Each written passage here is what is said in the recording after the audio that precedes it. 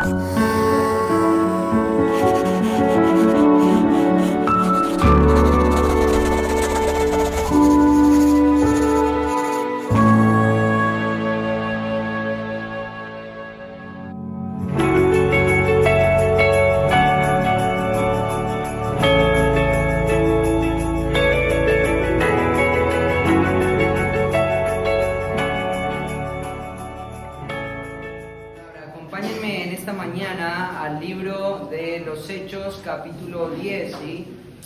Y la razón por la que estamos yendo a Hechos no es porque estemos retomando donde dejamos, sino porque estaba pensando en pasajes que hablaran de manera concreta acerca de la obra misionera, pero, oh casualidad, cuando empiezo a leer los pasajes de Hechos 10, pienso, bueno, se puede cumplir un doble propósito acá, ¿no? Podemos seguir avanzando con nuestro estudio de los Hechos y al mismo tiempo pensar en la idea de cultivar una mente misionera, ¿sí? Así que acompáñenme al libro de los Hechos, capítulo 10, ¿sí? Vamos a continuar.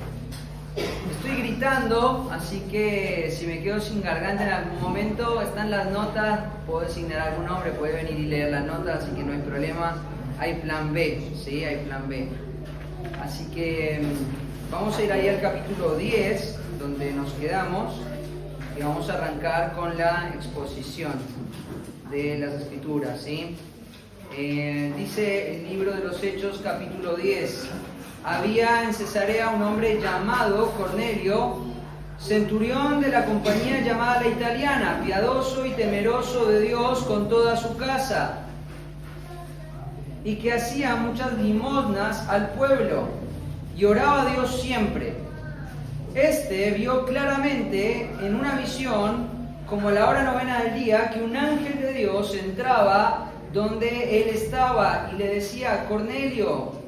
Y mirándole fijamente y atemorizado dijo: ¿qué es, Señor?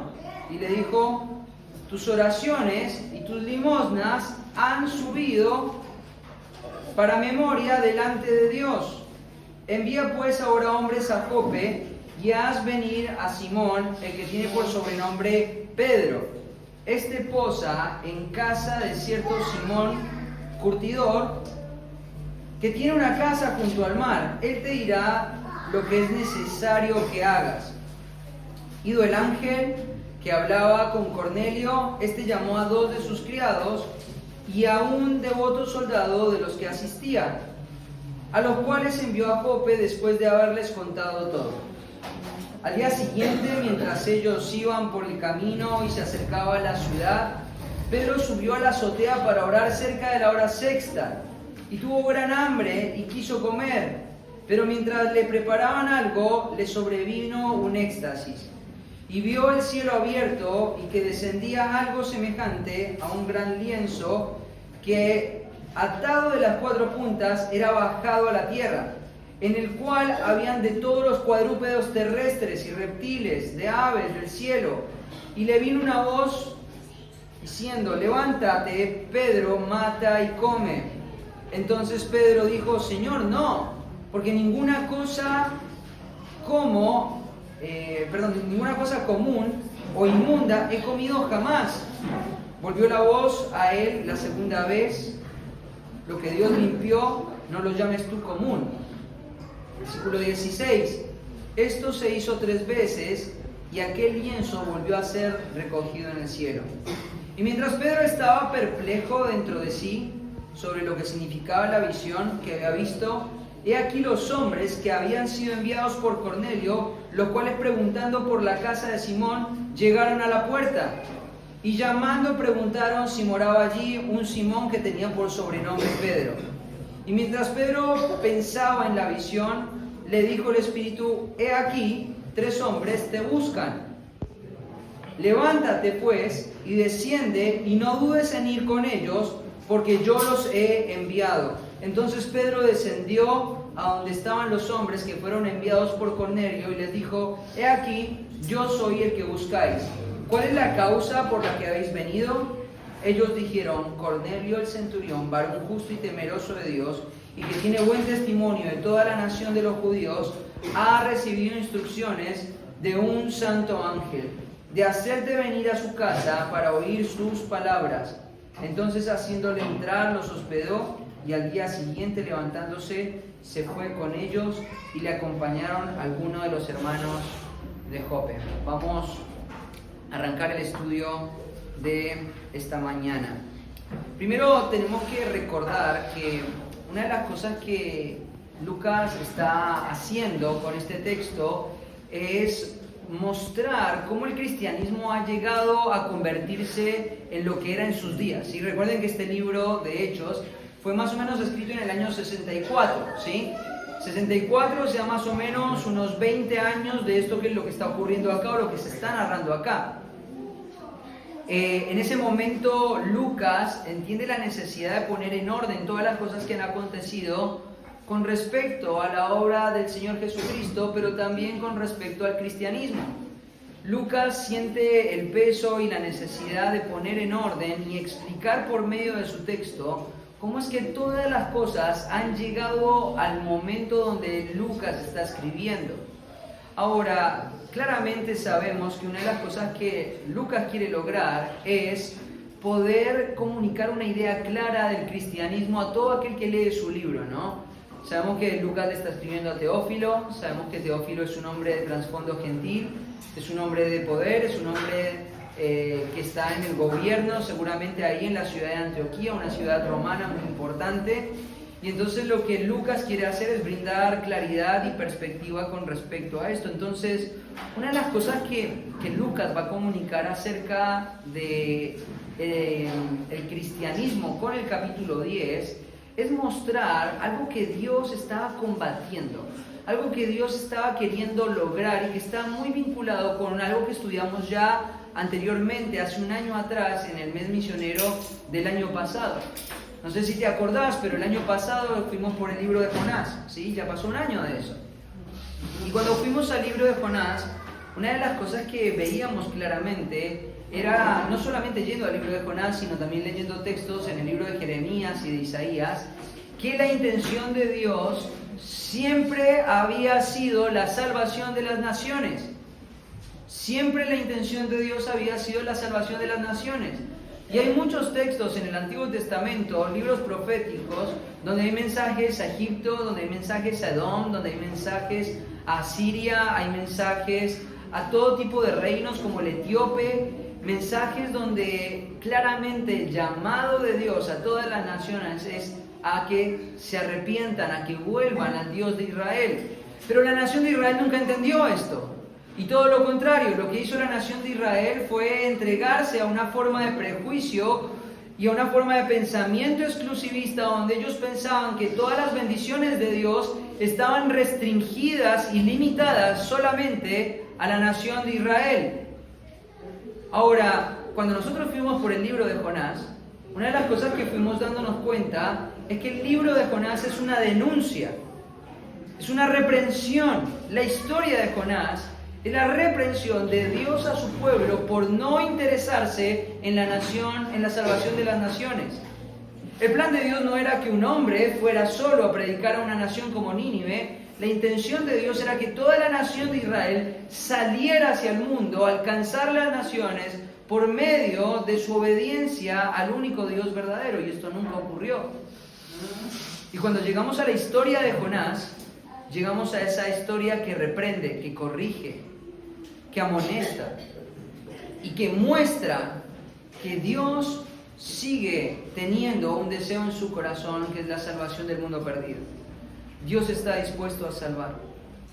Ahora, cuando llegamos al capítulo 10, claramente el Señor está preocupado y mostrando una preocupación con esta nueva expresión del reino que es la iglesia. Ya no estamos hablando de la nación de Israel, estamos hablando de la iglesia, estamos en un nuevo momento, estamos en una nueva era.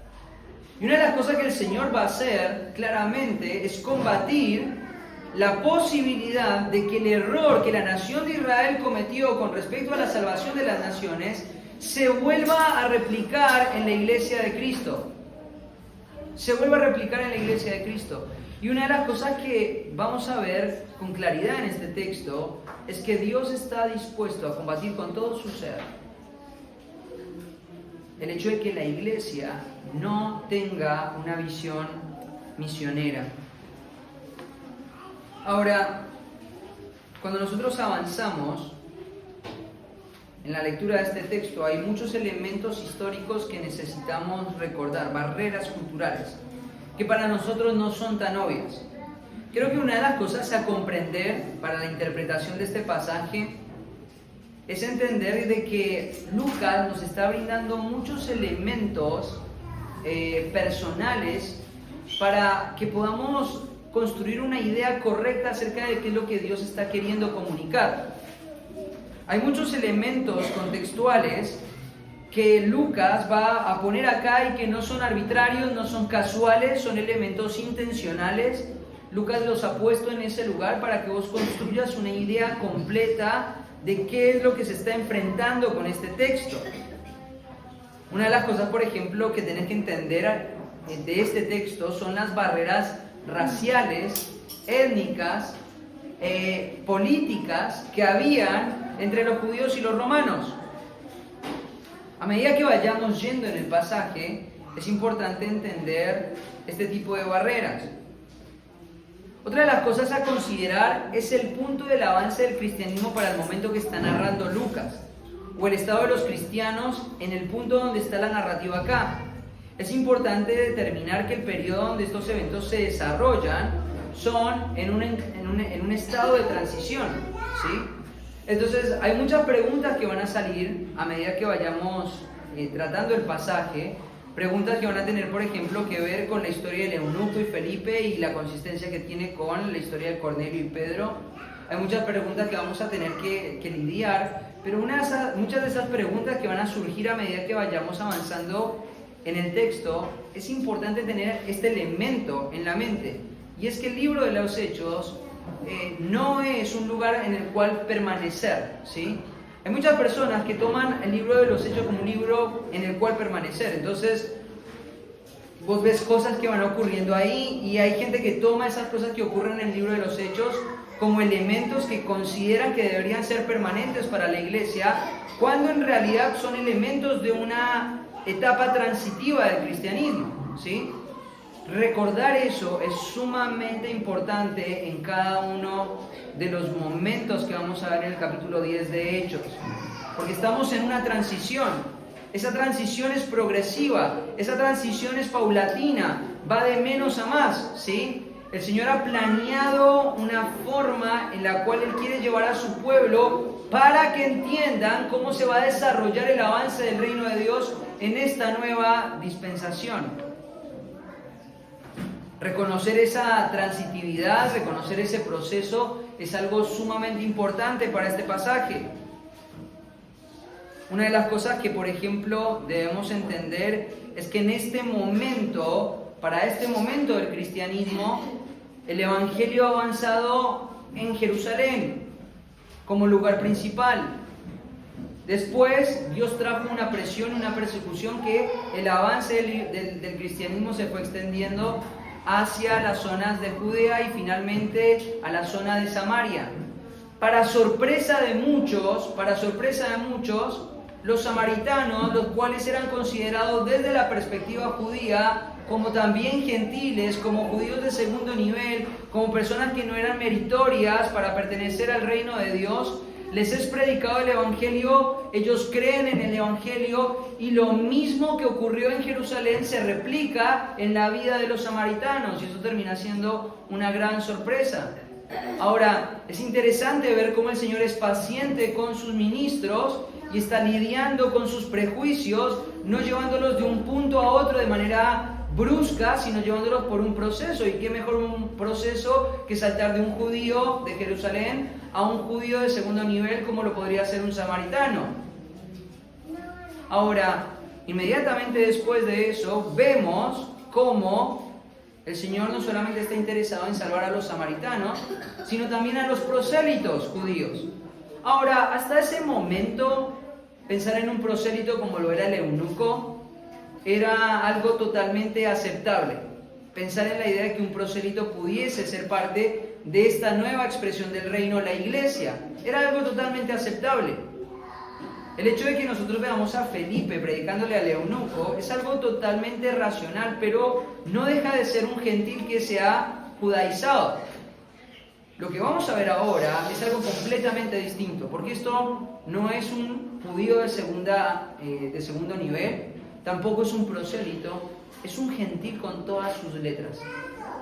Ahora, entender ese punto para poder interpretar este pasaje también es de mucha importancia. Y esta narración que vamos a escuchar acá a continuación es algo que nos toca de una forma muy cercana a nosotros. Porque creo que en nuestra iglesia no hay ningún judío, ¿no? No hay ninguna persona que pertenezca a la nación de Israel. Entonces lo que acá se está narrando, en gran parte, es para que vos entiendas que la intención de Dios ha sido incluirte a vos y a mí como gentiles dentro de su plan redentivo. Y esto es algo sumamente importante para nosotros. Así que, entendiendo esto y entendiendo todo lo que ha acontecido alrededor del pasaje, vamos a adentrarnos en el capítulo 10. Así que, si ustedes me permiten ponerle un título a la predicación de hoy, el título de la predicación es Vence los prejuicios en la obra misionera. Vence los prejuicios en la obra misionera. Y te voy a explicar el porqué de mi título. Tiene mucho que ver con todo lo que tiene que ver con la narrativa que vamos a desarrollar en los próximos 4 domingos. Porque nos vamos a gastar tiempo en este capítulo 10 en los próximos domingos. Quiero que entiendas que una de las cosas que Dios está destruyendo acá es lo que te arranqué diciendo con respecto a los prejuicios de la nación de Israel. Dios bajo ningún término quiere que se repliquen los prejuicios que la nación de Israel tenía para la salvación del resto de las naciones. No lo quiere, no lo va a permitir. Y una de las cosas que vos vas a ver acá es un salto de no predicarle a un judío, no predicarle a un judío de segundo nivel, no predicarle a un prosélito, sino predicarle a un gentil. Y la forma en la que Dios está interesado, no solamente que los judíos venzan sus prejuicios, sino que toda persona que se llame cristiano tiene que entender cómo Dios le ha llamado a proclamar el Evangelio a toda criatura sin ningún tipo de prejuicio. Sin ningún tipo de prejuicio. Una de las grandes lecciones que vamos a ver acá, y me estoy anticipando al final de esta predicación, y quiero demostrarte, es que el Señor puede llevarte a lugares donde nunca antes habías imaginado estar para proclamar el mensaje de salvación. Ahora, para poder entender este pasaje, hay que remarcar una idea teológica que es sumamente valiosa e importante, y es esta idea. El pueblo de Dios está compuesto por hombres y mujeres que, cansados de su pecado, cansados del agobio y del peso y de la presión que generaba el pecado, escapando de la ira de Dios, fueron a la persona de Cristo, reconociendo que había muerto por ellos, para entregar sus vidas por completo al amo y dueño de todo el universo, esto es Jesucristo. Si esa idea básica del Evangelio no está en nuestras mentes, si esa idea básica de la salvación de una persona no está atesorada en tu mente, no está comprendida en tu mente, entonces nada de lo que yo diga con respecto a este capítulo tiene ningún tipo de sentido. Y lo único que estás haciendo es escuchar algo que no tiene ningún tipo de sentido para vos. Ahora, si la salvación vino a tu vida, si hubo un momento donde tu vida fue transformada, si la conversión vino a tu vida, quiero decirte una cosa. Lo que ocurrió en ese momento es que Dios tomó el título de tu vida, vos lo tenías en tus manos, vos pensabas que tu vida era tuya, pero en la conversión vos lo que hiciste fue decirle al Señor, acá está el título de mi vida, ahora te pertenece. Y a partir de ese momento, además de ser tu Salvador, Cristo se convirtió en el amo y Señor de tu vida. Y una de las cosas que es sumamente importante y que para que estos pasajes tengan sentido, es entender de que vos no tenés alternativa en tu vida espiritual. Si vos te haces llamar un hijo de Dios, no podés verte a vos mismo como una persona con opciones. Los planes de Dios, los propósitos de Dios, los deseos de Dios, es absolutamente el todo de tu vida. Porque para poder adquirir esa salvación, ese sentido de pérdida tuvo que haber ocurrido en tu corazón de manera genuina y de manera total. Repetir una oración, hacer una oración, no es algo que te va a salvar. El arrepentimiento y la disposición en fe de abrazar a Cristo como el sustituto de tu vida, el que tiene la justicia, pero además de eso, darle el título de tu vida, es lo que llevó a un hombre o una mujer a la verdadera salvación. Y esto fue lo que pasó con Pedro. Sin importar lo que él quería, sin importar lo que eran sus prejuicios, sin importar lo que era su cultura, sin importar lo que había sido su crianza, una de las cosas que vamos a ver a lo largo de este texto es que el Señor está dispuesto a llevar la vida de sus siervos, de sus hijos, a lugares donde nunca antes te habías imaginado en función de expandir su reino. Ahora, esa es la razón del título. La razón del título es esta, y te lo puse en modo imperativo porque tenés que entender que no es una alternativa.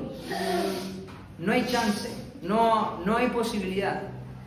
Tu llamado como cristiano es a vencer todo tipo de prejuicio que te limite en participar en el avance del reino de Dios.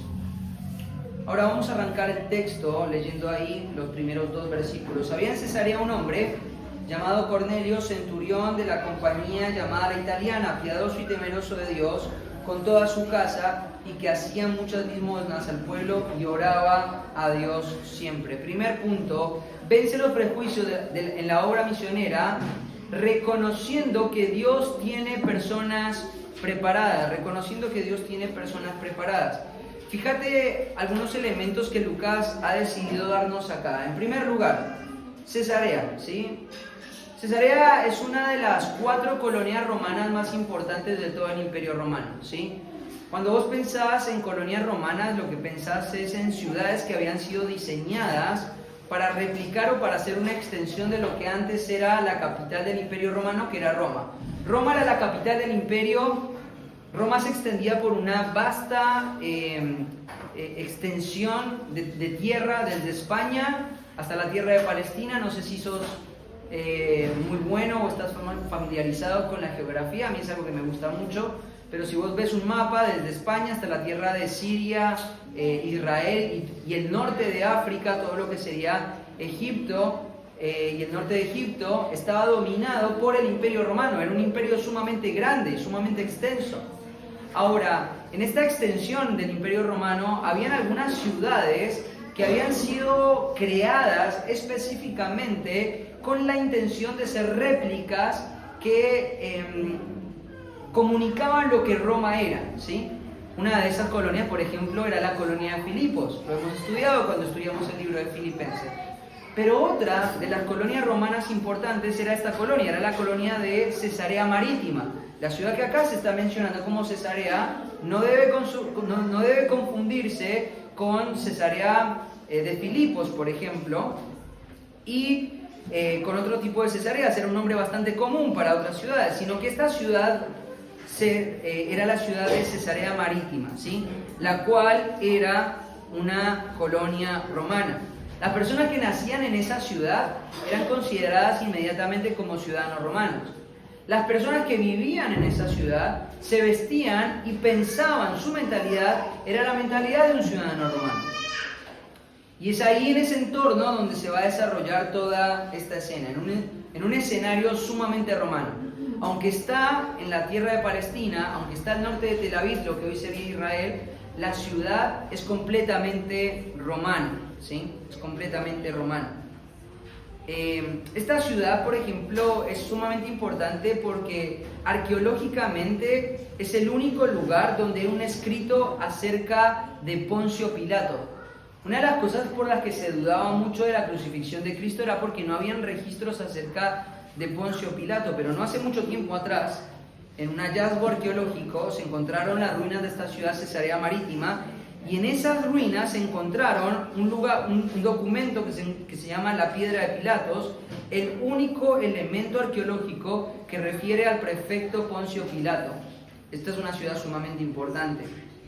Es una ciudad marítima, como lo dice su nombre, es una ciudad próspera y además era una ciudad llena de colinas que había sido destinada para que los grandes hombres emblemáticos del ejército romano a cierta edad se pudieran jubilar o retirar, ¿sí?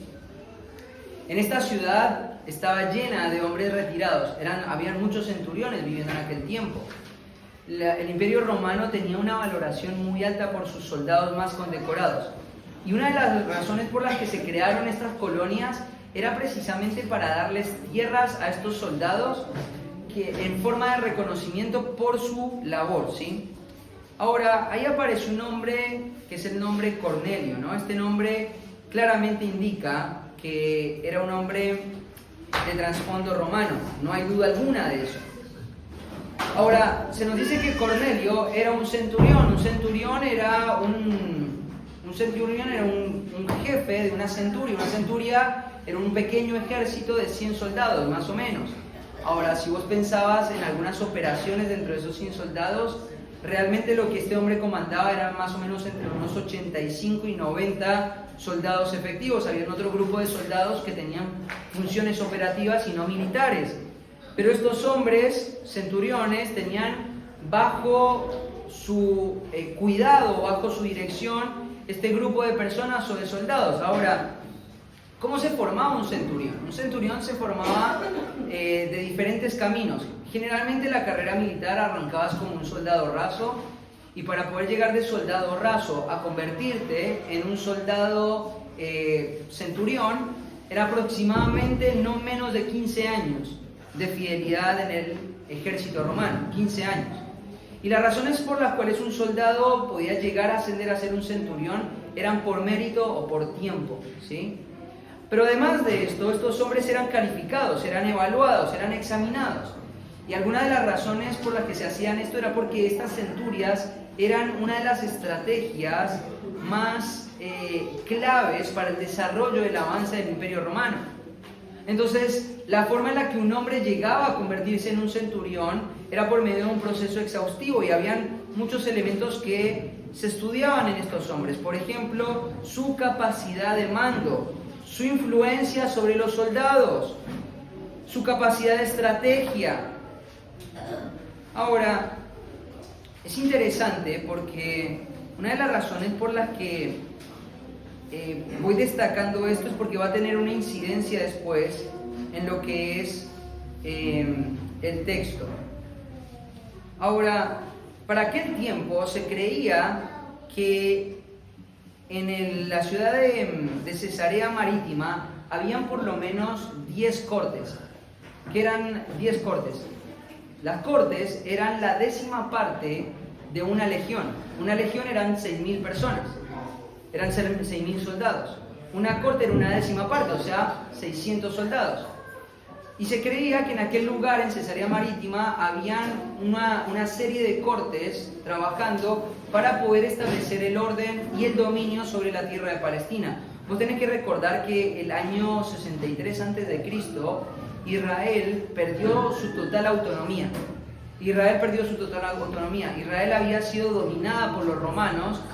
Aunque habían logrado un periodo de libertad muy pequeño entre el Imperio griego y el Imperio romano, los romanos en el año 63 llegaron a la tierra de Palestina y la conquistaron, subyugándola y poniendo en su lugar gobernadores que eran designados por los romanos. Ahora, la imagen de un centurión era una imagen sumamente rechazada por los judíos.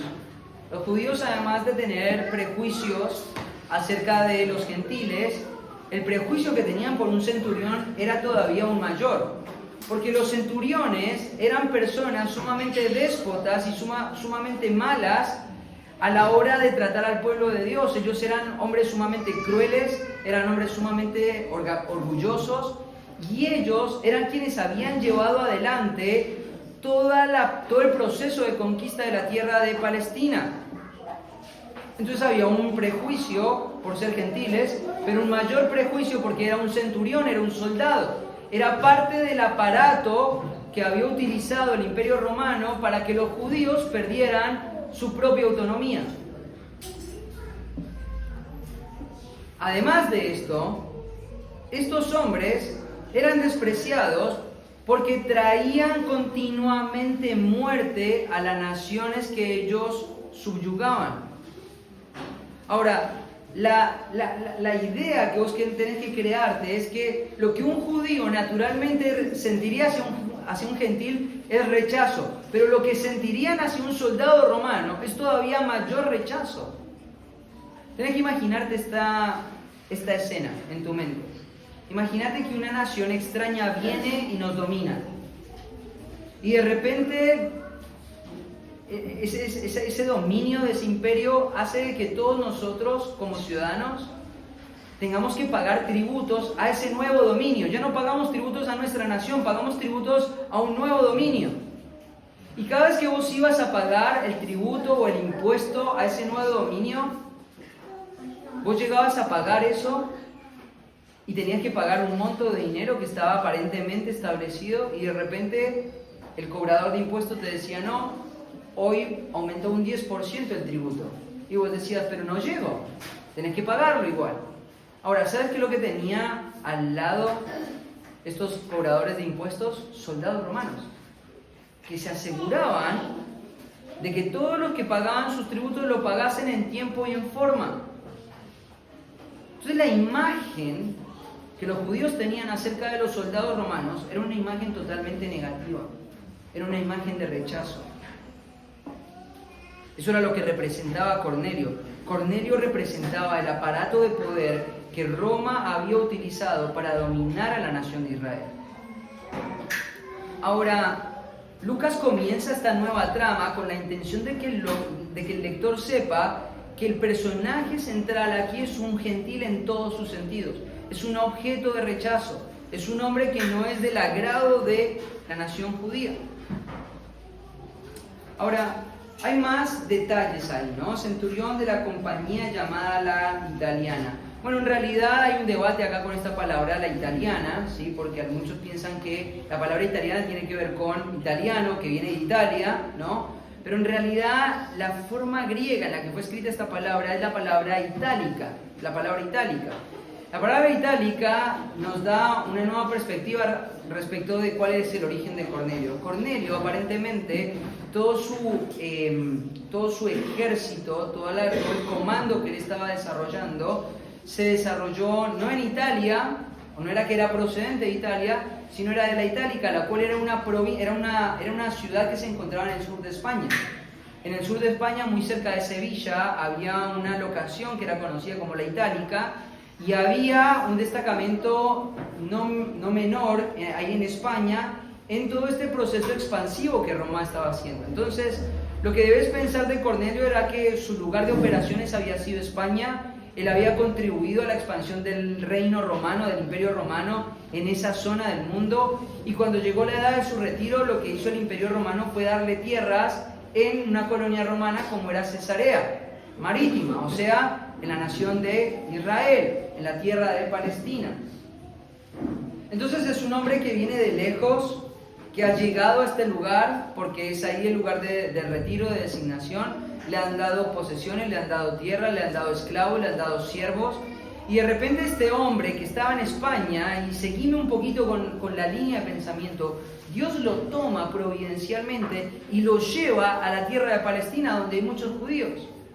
Seguramente lo que ocurrió es que este hombre, que era romano, que estaba inmerso en el paganismo romano, que había seguramente brindado su lealtad y su devoción a dioses falsos, de repente es tomado por la providencia de Dios y es llevado de la punta de un continente al corazón de la tierra de Palestina, providencialmente. Y ahí de repente este hombre empieza a interactuar con judíos y empieza a llamarle la atención la cultura judaica y empieza a comprar rollos donde la palabra de Dios está escrita y empieza a leer los rollos. Yo voy a decir por qué pienso en todas estas conjeturas en el texto. Hay razones por las cuales pensar esto.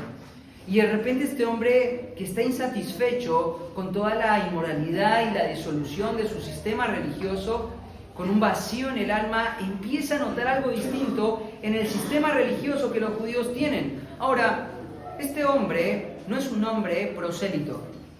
Tenés que entender eso, no es un prosélito. En el capítulo 11, versículo 3, una de las cosas que ocurren más adelante después de esta escena es que empiezan a acusar a Pedro por haberse juntado con Cornelio, y la forma en la que lo llaman a Cornelio es incircunciso. Si él es un incircunciso, quiere decir que Cornelio no es un prosélito. Cornelio es un gentil en todos los sentidos de la palabra. Es un hombre gentil en todos los sentidos de la palabra. Ahora, lo que tiene que pensar es: este hombre es traído por la providencia de Dios, este hombre es puesto ahí frente a la nación de Israel, este hombre empieza a observar al Dios de los judíos y empieza a llamarle la atención, y ahora de repente este hombre empieza a pensar: ese es el Dios verdadero y yo quiero conocerlo. Y esto empieza a cambiar su patrón de vida. Y mira lo que ocurre: este hombre que ahora está en la última etapa de su vida, es un hombre que está en la etapa del retiro, empieza a desarrollar dos características. Número uno, piadoso y temeroso de Dios. Fíjate que es interesante lo que ocurre, porque acá Cornelio todavía no ha llegado a la salvación. Lo que tenés que entender es que Cornelio está siendo inquietado por dentro. Cornelio está viendo y observando todas las características de una nación gobernada por Dios mismo, y este hombre está siendo inquietado por dentro. Este hombre está viendo todo eso, y esa inquietud que tiene lo lleva a formar una actitud hacia Dios. La primera actitud que él desarrolla es la piedad, la piedad. Esta palabra piadoso tiene que ver con devoción, ¿sí? No está hablando de la piedad tal como nosotros la conocemos como la virtud de agradar al Señor, sino que este hombre es un hombre devoto, es un seguidor. Esta palabra se utiliza 3 veces en el Nuevo Testamento, y las 3 veces que se utiliza en el Nuevo Testamento, 2 de ellas son utilizadas para referirse a Cornelio. Podríamos decir que Cornelio estaba viendo de cerca a Dios, pero aún no había llegado a la salvación. Mira lo que dice Jack Arnold, un comentarista, con respecto a Cornelio. Un hombre no salvo tiene la promesa de: bienaventurados los que tienen hambre y sed de justicia, porque ellos serán saciados. ¿Sabes qué es lo que estaba pasando en el corazón de Cornelio? Se estaba generando una sed por el Dios de los judíos. Él lo estaba leyendo en los rollos, él estaba conociéndolo, aunque no había llegado a un conocimiento concreto. Se estaba desarrollando una sed adentro de él por esta justicia, esta sed de justicia que no había sido saciada por medio de la religión falsa. Ahora, esta palabra tiene que ver con devoción, tiene que ver con inclinación, tiene que ver con propensión, tiene que ver con que este hombre se estaba acercando hacia Dios. La otra palabra es la palabra para temor o temeroso de Dios, que es la palabra fobómenos, que es la palabra donde viene la palabra phobos también. Esta palabra phobos es usada aquí con la raíz que tiene que ver con temor o miedo. Estaba activamente temiendo a Dios. Ahora es interesante porque acá, si vos lees el texto, la primera palabra, piadoso, es un adjetivo, pero la segunda palabra no es un adjetivo en el griego, es un verbo. Lo que el texto está diciendo era que Cornelio era piadoso y estaba temiendo a Dios. El verbo temer estaba en el tiempo presente. O sea, lo que Lucas está escribiendo acá era que para el momento donde Dios le iba a hablar, él estaba temiendo, él estaba desarrollando su temor a Dios. Estaba temiendo a Dios. Ahora, este concepto de temor a Dios o de los temerosos de Dios es un concepto que Lucas utiliza mucho en su texto. No puedo avanzar mucho en esto por el tiempo, pero una de las formas en las que... Muchas gracias. Esto es un bálsamo a la alma.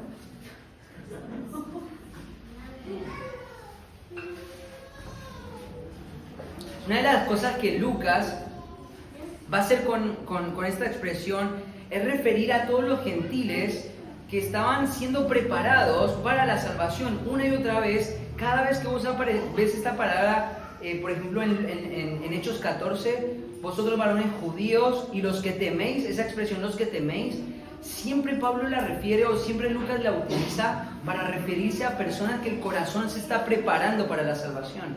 Y eso es lo que está pasando acá. Lucas está contándote la imagen de un hombre cuyo corazón estaba siendo preparado para la salvación. No había llegado a la salvación, estaba cerca de Cristo, estaba cerca de la verdad. Todavía no estaba en la verdad, pero Dios estaba cultivando su corazón. Pero además de eso, una de las cosas interesantes que Lucas quiere comunicarte es que este hombre no solamente estaba cultivando su propio corazón. Este hombre que había estado habituado a estar adelante, a gobernar, a ser un estratega, a ser un hombre de influencia, a ser un hombre respetado dentro de su cuadrilla de soldados, que había aprendido el arte de poder liderar y de poder gobernar y de poder guiar, ahora estaba utilizando todos estos elementos que la vida le había dado para hacer algo muy interesante. Mira lo que dice ahí en el versículo 2, con toda su casa, con toda su casa. O sea, esa expresión con toda su casa lo que hace es que esta característica de piedad y de temor no solamente se restringió al corazón de Cornelio, se trasladó también al entorno de su casa. Y lo vamos a ver más adelante. Cornelio fue un hombre que estaba tan sediento de la verdad que su sed de la verdad había contagiado a sus siervos, a sus soldados y a su familia. La palabra oikos ahí, que se utiliza en el griego, no solamente refiere a la familia, no solamente se refiere a las personas que estaban, digamos, relacionadas familiarmente con Cornelio, sino también a sus esclavos y sus soldados. Ahora Cornelio, este hombre de influencia, estaba utilizando esa influencia para transferir la sed de su alma a su propia casa. Esto es algo interesante. Y que hacía muchas limonas al pueblo y oraba a Dios siempre. Es interesante porque la palabra limosna, ahí podríamos utilizar la palabra donación, ofrenda. Esta palabra limosna, cada vez que aparece, las 11 veces que aparece en el Nuevo Testamento, siempre está relacionada con el hecho del cuidado al menos protegido. Entonces, no es que Cornelio tenía un bolsillo lo suficientemente grande para darle a todo el pueblo. Lo que Cornelio estaba haciendo era utilizar sus recursos para proteger a la gente pobre de la ciudad de Cesarea. Esto era lo que estaba ocurriendo. Sus donaciones iban enfocadas a gente necesitada. Esta palabra no está relacionada con donaciones indiscriminadas, sino al contexto del cuidado de personas menos necesitadas. ¿Sabes una cosa? ¿Cómo llegó Cornelio a entender que este era un aspecto de la piedad? Seguramente porque, igual que el eunuco, él había comprado o él había adquirido rollos que contenían las Sagradas Escrituras, los textos mosaicos, y leyendo esto, una de las cosas que Cornelio seguramente percibió era el interés de Dios por el menos favorecido. Por el tiempo no podemos hacerlo, pero hay una serie de pasajes en la ley de Moisés donde hay leyes donde lo que se contempla es el cuidado del menos necesitado, cómo no generar una carga sobre el pobre, cómo incluso las personas que cultivaban el campo y sembraban el campo debían dejar proporciones de su campo listas para que los que no tenían con qué comer pudieran comer de sus campos, y esas partes no podían ser tocadas. Cornelio, a medida que iba leyendo las Escrituras, entendía que uno de los intereses de Dios era poder cuidar de los menos protegidos. Y entonces, claramente, este hombre que había tratado de adorar a Dios junto con los judíos, que no lo podía hacer, ahora de repente está tratando de esforzarse y de estirarse para poder hacer una vida de adoración a Dios en la medida que él puede. Porque los judíos no le van a permitir nunca hacer una vida de adoración, no le van a permitir nunca llevar adelante sacrificios. Este es un hombre temeroso. Es interesante, a medida que vamos estudiando el tema del temor y de la piedad, cómo el temor es definido por hombres como, por ejemplo, Charles Bridge, un puritano del siglo XVIII, definió el temor de la siguiente forma: el temor es esa reverencia afectuosa mediante la cual el Hijo de Dios se somete humildemente y cuidadosamente a la ley de su Padre. Es el estado consciente de que su ira es tan amarga y su amor tan dulce que de ahí surge un ferviente deseo de agradarle, y debido al peligro de sus propias debilidades y tentaciones, desarrolla una santa vigilancia en medio para no pecar contra él. Esto es lo que estaba pasando en el corazón de Cornelio. Cornelio no tenía mucha claridad. Los judíos no le daban acceso a la vida ceremonial. Él era un gentil con todas las palabras. No se había hecho un prosélito. Él estaba sediento de la verdad. En la medida que él entendía la verdad de Dios, estaba cultivando su corazón para recibir la verdad. Y estaba temiendo activamente al Señor. Estaba temiendo activamente al Señor. Entonces, cuando nosotros leemos esto, cuando nosotros leemos y vemos a este hombre piadoso y temeroso, lleno de buenas obras, cuidado de los pobres, y además de eso, orando continuamente. Acá la palabra continuamente puede significar dos cosas, o se puede utilizar de dos formas. Continuamente puede ser la forma adverbial, o otra de las formas en las que se puede traducir esta palabra es públicamente. En algunos textos es traducida por el contexto de manera pública o de manera continua, ¿sí? No lo sabemos. Ahora, lo que sí sabemos es que Lucas está queriendo decirte que la vida de Cornelio estaba caracterizada por la oración. Este hombre oraba continuamente, frecuentemente, continuamente, públicamente. No lo sabemos si públicamente, pero la oración estaba marcando la vida de Cornelio. ¿Y cuál era la oración de este hombre? No lo sabemos de manera explícita. Pero cuando nosotros vemos más adelante la respuesta de Dios con respecto a la oración, te voy a decir que era lo que estaba pasando en el corazón de Cornelio. Cornelio estaba queriendo llegar al fondo del asunto. Él quería entender verdaderamente cuál era el propósito de su vida, dónde se hallaba la salvación de su alma, quién podía saciar la sed de su propio corazón. El motivo de la oración de Cornelio no era otra, sino esa. Quiero conocer la verdad, quiero conocer al Dios verdadero. Mi vida está vacía, necesito conocerlo. Ahora, Lucas te va a dar toda esta primera escena para que vos entiendas de que Dios está cultivando un corazón. Dios está cultivando un corazón. Y cuando nosotros pensamos en el avance del reino, porque eso es lo que tenemos que pensar cuando leemos el capítulo 10, el avance del reino. El Señor lo dijo en el capítulo 1, versículo 8, van a ser testigos en Jerusalén, en Judea, en Samaria y en el resto de la tierra. El avance del reino, cuando vos pensás en eso, lo que tenés que pensar es, yo quiero ser partícipe del avance del reino, tengo que vencer mis propios prejuicios, desarrollando un corazón para poder encontrar este tipo de personas. Dios está cultivando corazones propicios para la salvación y es nuestra responsabilidad como hijos de Dios estar dispuestos a que ningún tipo de barrera, a que ningún tipo de prejuicio nos limiten a encontrar esas personas que están orando en lo interno de su corazón para poder encontrar la verdad. Dios está preparando. Al final de la predicación pensé en un pasaje ahí en el libro de Juan que habla precisamente de esto. Dios está preparando corazones.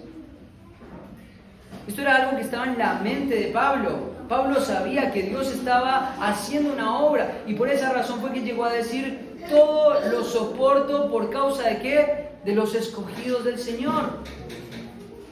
Cuando nosotros recreamos la imagen de Jonás en el Antiguo Testamento, debemos recordar, al final de esa historia, Dios quiere salvar.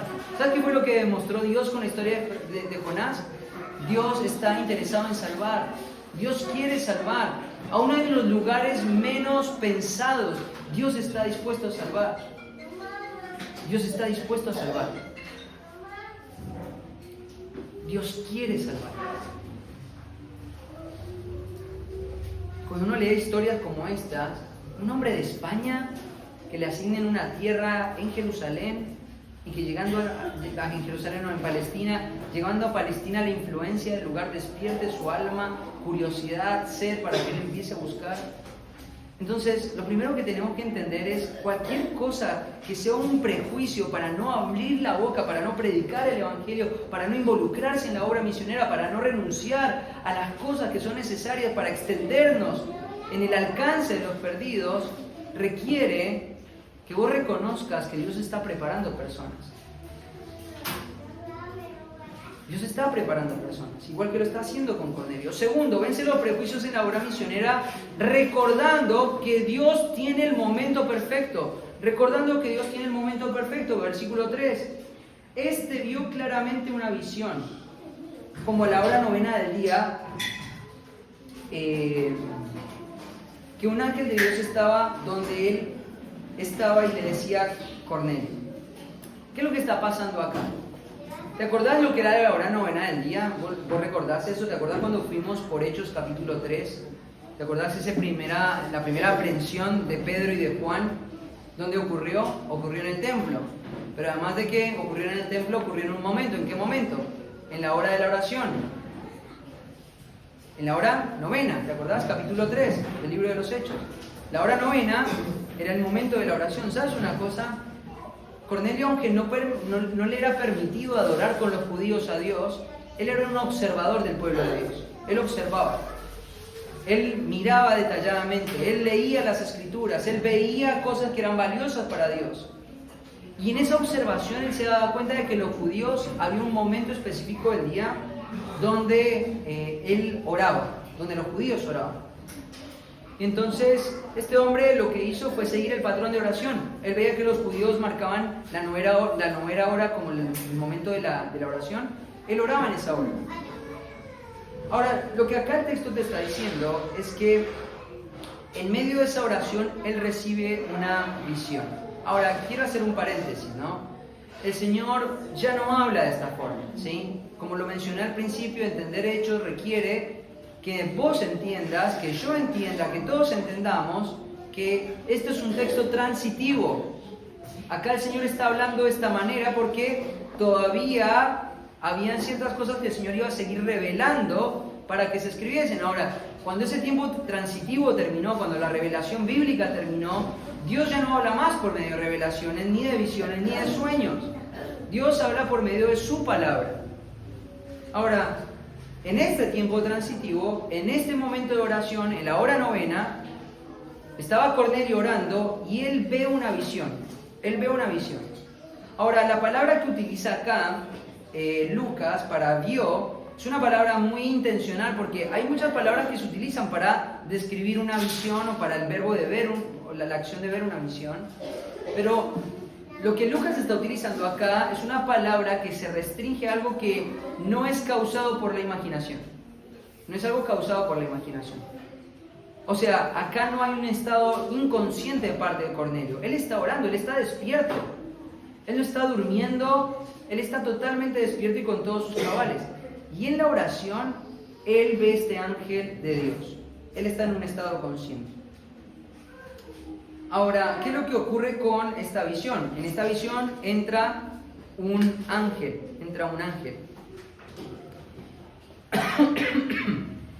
Ahora, además de decirte que está en un estado consciente, no solamente te dice que está en un estado consciente, sino que vio claramente la visión. No era algo raro, no era algo abstracto, no era algo indefinido, era algo muy claro, era algo muy definido.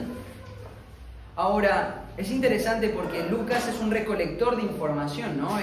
Esto pasó 20 años después de que Lucas lo empieza a registrar. Y Lucas está en Cesarea Marítima, precisamente, acompañando a Pablo para recaudar toda esta información. Una de las cosas que le llaman la atención a Lucas era la claridad con la que esta visión había llegado.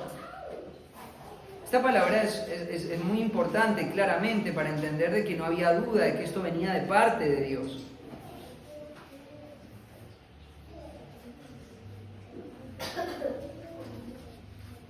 La palabra ahí para ángel es la palabra ángelos o ángelos.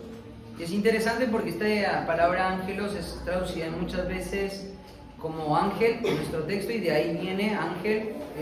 Ángelos es la palabra de donde viene nuestra palabra ángel. Pero restrictivamente hablando y semánticamente hablando, esta palabra solamente significa mensajero. Para los griegos o para los escritores del primer siglo, la palabra ángelos podría referirse a un ser espiritual que traía un mensaje, o podría referirse, por ejemplo, a una persona que se paraba en una plaza pública y daba un anuncio. Ese era un ángelos, era un pregonero, o es una palabra que también se utiliza, por ejemplo, en el libro de Apocalipsis para hablar de esa persona que está dando el mensaje de Dios, un comunicador que viene de parte de Dios. Pero claramente acá es una persona que viene del mundo espiritual. Ahora, es interesante lo que está ocurriendo acá, porque este hombre, que es Cornelio, que hasta este momento de su vida no se le había permitido tener acceso a la adoración junto con el pueblo judío, de repente el mundo espiritual se comunica con él. Y ahora tiene acceso al mundo espiritual. Un hombre que antes había sido restringido en su participación en la vida espiritual. ahora tiene acceso al mundo espiritual de manera directa y Dios se comunica directamente con él. Este es un mensajero celestial y es interesante porque dice de Dios, ¿no? Y esta expresión se ve claramente en el texto. Es un mensajero de Dios y viene con un mensaje. Ahora, seguimos en el versículo 4. Él mirándole fijamente y atemorizado dijo, ¿qué es, Señor? ¿No? ¿Qué es, Señor? Bueno, ahí lo traduce de esa manera, pero en realidad la mejor forma de verlo, la pregunta es, ¿quién eres, Señor? ¿Quién eres, Señor? La pregunta de Cornelio es, ¿quién eres, Señor? Entonces él mirándole fijamente. Entonces Cornelio es un hombre de guerra, es un hombre valiente, es un hombre que ha lidiado con la muerte, es un hombre que ha estado en el frente de batalla. Los centuriones no eran personas que comandaban desde atrás dando instrucciones, eran hombres de guerra que iban adelante de su centuria. Era un hombre valiente, pero mirar ahora cómo está este hombre de valentía, en qué estado se encuentra. Ahora este hombre se encuentra mirando atemorizado, ¿no? Y vuelve a aparecer la palabra phobos ahí. Este hombre está atemorizado, él está continuamente atemorizado de ver esta imagen, ¿no? Y las únicas palabras que salen de su boca son, ¿quién eres, Señor? ¿No? ¿Quién eres, Señor? Ahora, fíjate que esto es algo interesante porque la pregunta es natural, ¿quién eres? Es llamativo que la pregunta no se responde en el texto. ¿Te das cuenta que no se responde en el texto? La pregunta, ¿quién eres? Mira lo que dice, cómo responde el ángel. Tus oraciones y tus limosnas, ofrendas o donaciones han subido para memorial delante de Dios. Han subido para memorial delante de Dios. Esta es una expresión sumamente hermosa, porque el ángel lo que entiende es, yo no soy importante. Quien yo sea, mi nombre no es importante. Lo que es importante es el mensaje que vengo a traer. Entonces, aunque Cornelio está preocupado por saber quién es este ángel, y la pregunta es ¿quién eres?, la respuesta es traigo un mensaje para traer. Y esto es algo hermoso, porque el mensaje que tiene para traerle es sumamente alentador. Ahora, imagínate esto. Yo ayer cuando leía este pasaje se estremecía mi corazón. ¿Cuántas veces habrá ido Cornelio? ¿Cuántos días habrá ido Cornelio a clamar por su propia salvación? No lo sabemos. Muchas veces. Incontables veces. La actitud y las características que Lucas te da acá es de un hombre que se está estirando continuamente para alcanzar la verdad. Y este hombre fue como solía hacerlo todos los días a orar, para encontrar la salvación. Y seguramente en su mente lo que estaba pensando es, una vez más lo voy a hacer. Nunca se imaginó ese día cuando se levantó, hoy voy a tener la respuesta que tanto anhelo. Y mucho menos iba a imaginar, Dios va a mandar un ángel del cielo para decirme dónde voy a encontrar la verdad. Él lo que veía eran limitaciones, el pueblo de Dios no me da acceso. Él lo que veía eran problemas, yo no puedo adorar junto con el resto de los judíos. Él lo que veía era un montón de problemas para su vida espiritual, no tenía acceso. Pero sin embargo, aunque él veía todas estas condiciones, él seguía orando y orando y orando y orando y orando hasta que la salvación llegara. Y de repente en el momento preciso, en el lugar preciso, en la hora precisa, Dios envía un mensajero para decir, tu oración fue escuchada. Y esto es algo que alienta mucho mi corazón, porque hay personas por las cuales yo oro. Hay personas por las cuales yo estoy clamando continuamente. Señor, abre su corazón. Señor, tráelo al arrepentimiento, ¿no? Pero acá era el momento preciso. No fue un día antes, no fue un momento después. No fue en España, no fue en Roma, no fue tan pronto llegó a Palestina. Fue en el momento preciso. ¿Sabes por qué fue en el momento preciso? Porque detrás de la conversión de Cornelio habían otras cosas que Dios estaba orquestando para un propósito mayor que la salvación del mismo Cornelio. Como por ejemplo preparar a la iglesia en los prejuicios que ellos tenían hacia la salvación. Y una de las cosas que me alienta a seguir orando por la salvación de aquellos que se pierden, familiares, amigos queridos, vecinos, ¿sabes qué es? Es pensar que quizás Dios no les ha dado la salvación porque hay un propósito mayor que yo no logro ver ahora por la limitación de mi humanidad. pero que en algún momento Dios puede ser que les conceda la salvación. Y eso me llena de esperanza para seguir orando. Para decir, Señor, si todavía la salvación no llega, quizás es porque hay un propósito mayor. Y detrás de escenas había un propósito mayor. Dios estaba trabajando en el corazón de Pedro, quien tenía que abrir la llave del reino para mostrar de que no habían barreras en la salvación hacia ningún tipo de persona. Y vamos a ver que hay muchas barreras que el Señor fue derribando de manera progresiva, había un propósito. Entonces la salvación llegó en el momento preciso. Hay muchas veces que el corazón de quienes predican desfallece, porque muchas veces dicen, no veo el resultado y el fruto de la conversión en mi predicación. Bueno, quiero decirte una cosa, el Señor acá te está diciendo en el momento preciso, no dejes de orar, no dejes de buscar, no dejes de clamar. Ahora, es interesante porque acá hay un desafío teológico con la respuesta del ángel. Tus oraciones y tus limosnas han subido como memorial delante de Dios. Ahora, una de las cosas que uno podría llanamente ver en el texto es pensar de que Dios ha respondido en salvación a Cornelio por sus limosnas y por sus oraciones. Ahora, no creo que eso sea lo que el texto está diciendo. Lo que el texto está diciendo es que el corazón de Cornelio tenía las condiciones dadas para que la salvación se manifestase en él.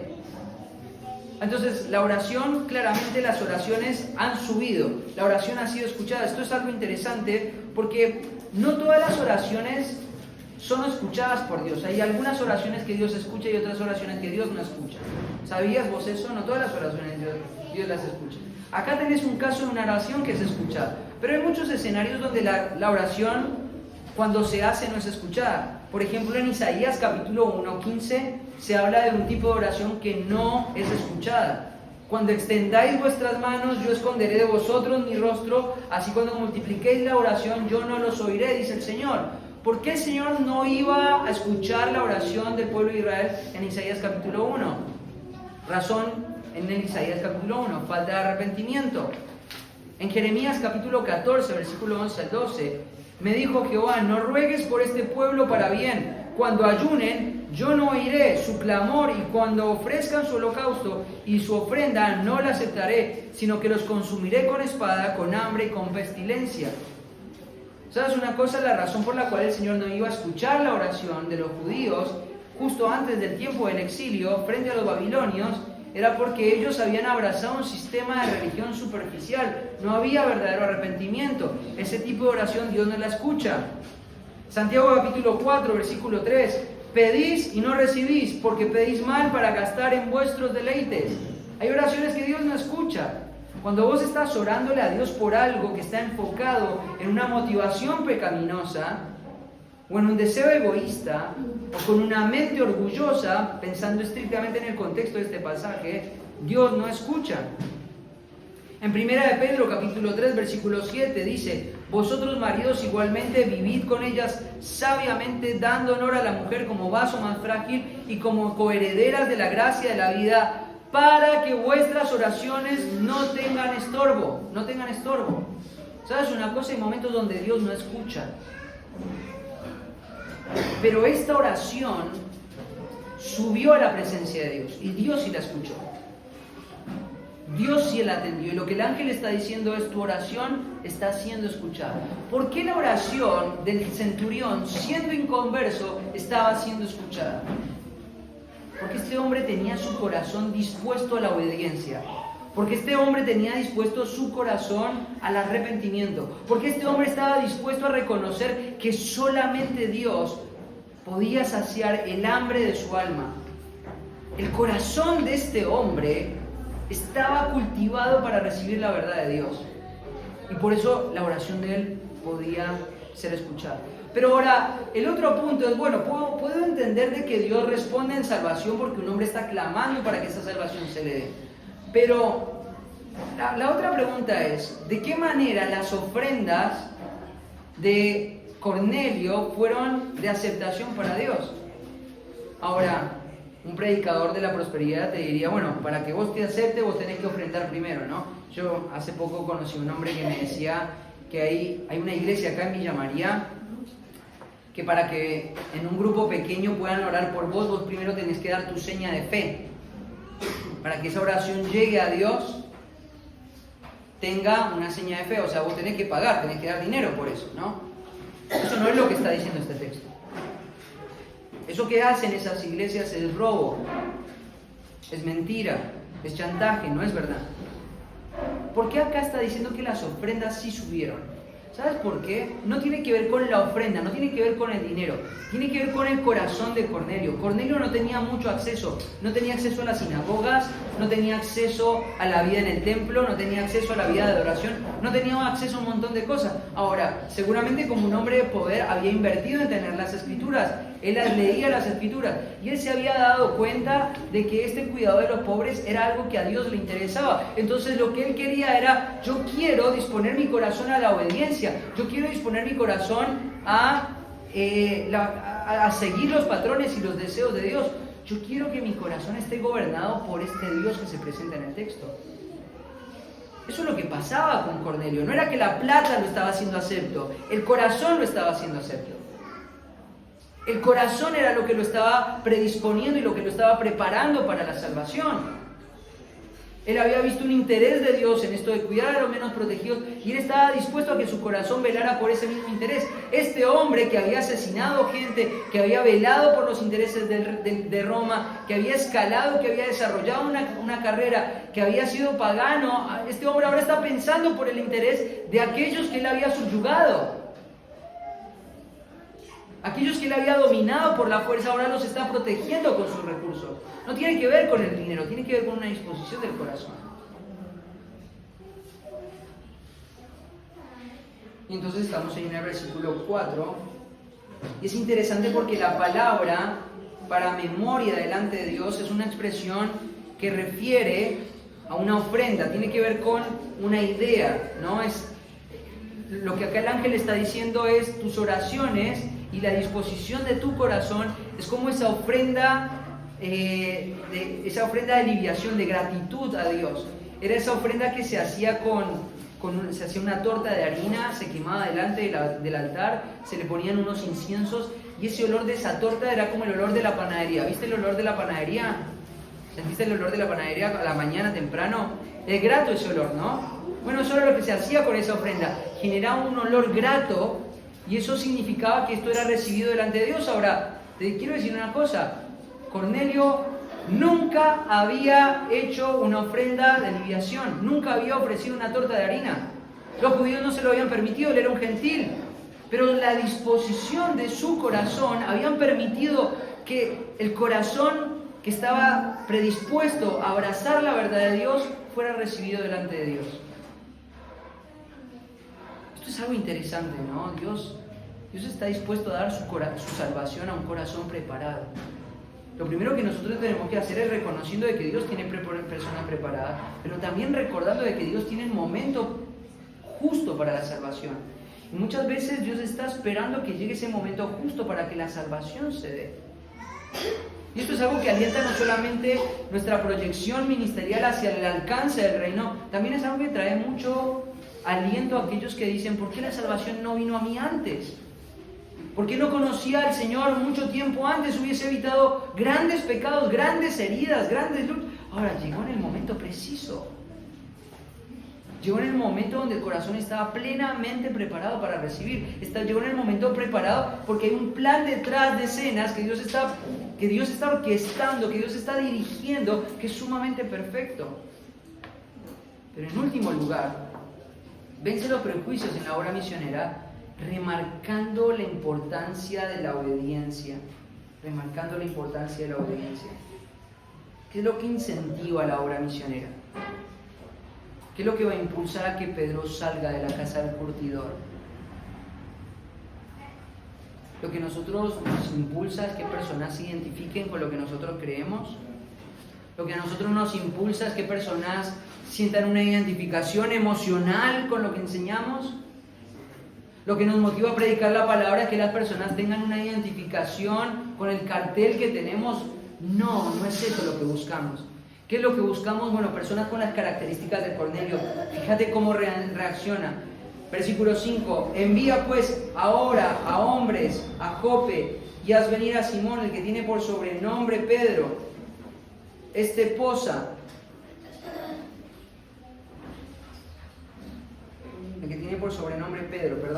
este posa en casa de cierto Simón curtidor que tiene su casa junto al mar. Él te dirá lo que es necesario que hagas.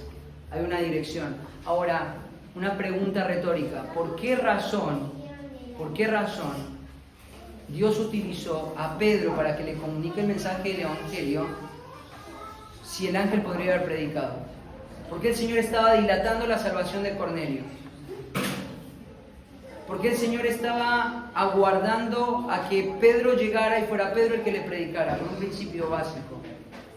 Dios ha determinado, Dios ha decidido salvar a los hombres por medio de la locura de la predicación. ¿Sabes una cosa? Hay una labor que los ángeles no van a hacer. Hay una labor que a nosotros nos fue comisionada, nos fue delegada. Y la razón por la que Cornelio tiene que ir a buscar a otro hombre que está 10 horas caminando, porque de la ciudad de Cesarea a Jope tenés que caminar 10 horas de ida, 10 horas de vuelta. La razón por la que tiene que ir a buscar a ese hombre, ¿sabes por qué es? Es por una simple razón. Dios lo diseñó así. Dios quiere que todos nosotros estemos involucrados en este pensamiento.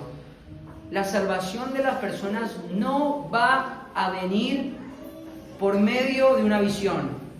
La salvación de una persona no va a venir por medio de un sueño. La salvación de una persona no va a venir por un culto emotivo. La salvación de las personas va a venir por medio de la predicación de la palabra.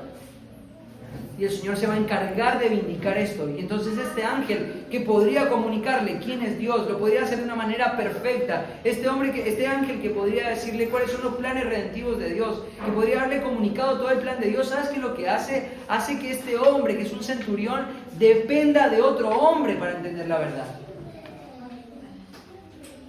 Y entonces aquí hay un punto crítico, porque este hombre es un hombre que comanda, es un hombre de gobierno, es un hombre que va al frente, y de repente este ángel lo pone en una situación vulnerable donde él va a tener que depender de otro hombre para poder saciar el hambre de su alma, para poder entender el propósito de su existencia. Mira lo que va a hacer. Ido el ángel, versículo 7, que hablaba con Cornelio, este llamó a 2 de sus criados y a un devoto soldado que le asistía. Es interesante porque Cornelio tiene todas las características de un corazón preparado. Pero lo más relevante, lo más destacable del corazón de Cornelio es que él estaba listo para obedecer.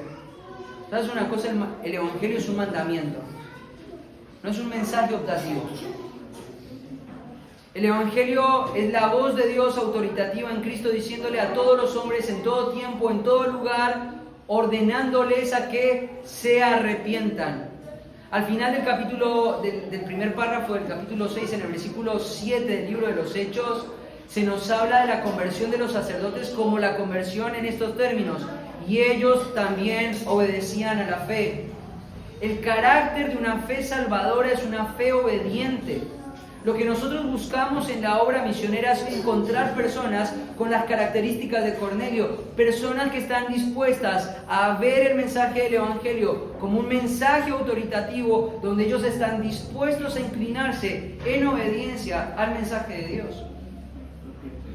Y aunque este hombre tenía todas las razones para ser un hombre orgulloso, para ser un hombre independiente, para ser un hombre autosuficiente, ¿sabes qué es lo que hizo este hombre?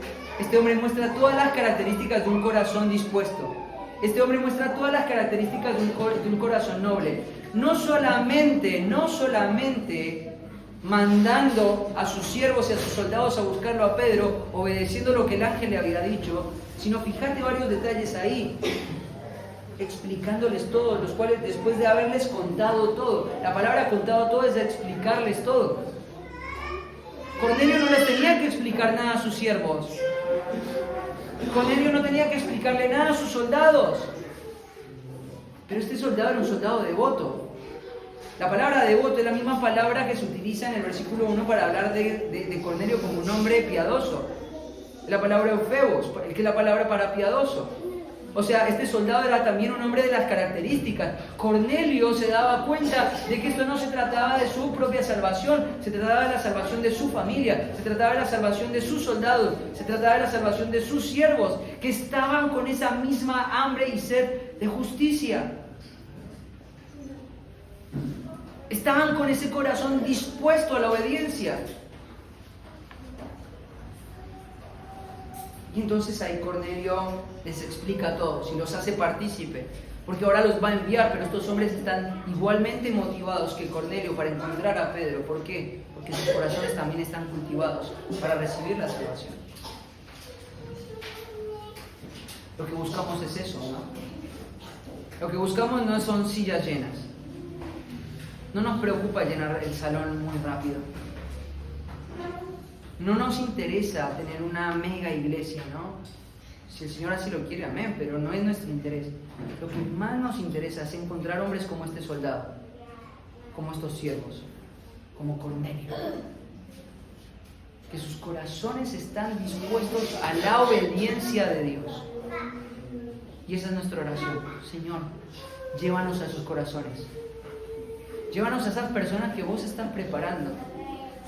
Llévanos, Señor, en el momento indicado, en el momento adecuado, en el momento correcto. Trae esperanza a nuestros corazones, pero por sobre todo, ayúdanos a encontrar personas que están dispuestas a obedecer tu verdad, a obedecer tu evangelio, a vivir una vida donde el corazón se cultiva para la obediencia en fe al Señor.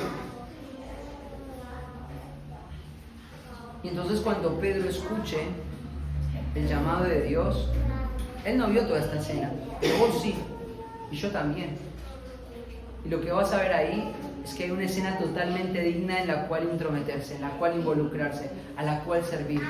Vale la pena subirse, caminar 10 horas, salir de Jope, dejar de trabajar con los judíos, meterte con gente que nunca te imaginaste que ibas a trabajar, para ir a predicar y poder ver el fruto de salvación singular y especial que se ve cuando una persona es sensible a la guía de Dios y cuando una persona vence sus propios prejuicios para hacer la voluntad del Señor.